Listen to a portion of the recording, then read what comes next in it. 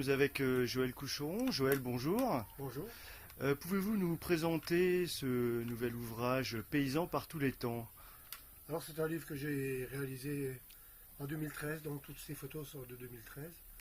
Il y a environ une vingtaine de personnages différents qui racontent un peu leur manière de travailler.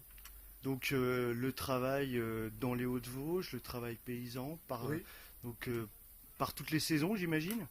oui, par tous les temps, c'était le mot temps avait plusieurs significations. C'était le temps qui passe, c'était le temps qui fait, c'était dans le temps aussi. Alors voilà, c'est pour ça que c'est ce titre-là. Et c'est vrai que le monde paysan, c'est très varié parce qu'ils peuvent à la fois être bûcherons, être débardeurs, ils peuvent travailler à la ferme.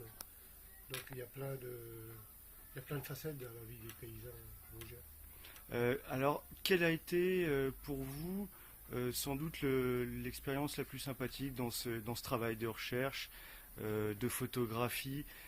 Quel lieu vous a le plus marqué? Quel personnage vous a le plus inspiré? Oh, c'est difficile parce que je pense que à chaque fois c'est des expériences différentes. Donc je ne vais pas les mettre plus en avant l'une que l'autre.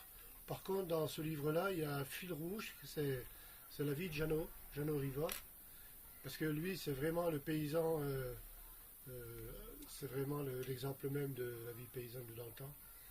Donc au fur et à mesure des reportages, on le revoit réapparaître régulièrement, alors à la fois donner à manger aux animaux, à la fois en forêt, à la fois dans les champs. Donc c'est un personnage qui revient régulièrement dans le livre. Alors, combien de clichés avez-vous utilisé pour faire ce livre?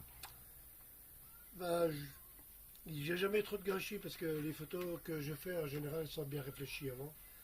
Alors dans le livre il y a à peu près 200 clichés, mais maintenant on ne parle plus en pellicule ni rien, mais c'est des sorties très ciblées. Je suis en rapport constant avec les paysans et c'est souvent eux qui me préviennent quand il faut y aller, quand ils sont prêts. Et vous faites, j'imagine, du repérage, vous choisissez soigneusement les lieux, les personnes que vous voulez photographier. C'est un travail un Oui, petit peu de recherche, c'est ça? oui, mais c'est un peu l'avantage, c'est qu'ils sont tout près de chez moi. Donc c'est très local, hein, parce que je pense 20 km maximum, ils sont autour de chez moi, ils sont tous faciles d'accès. D'accord. Merci Joël. De rien.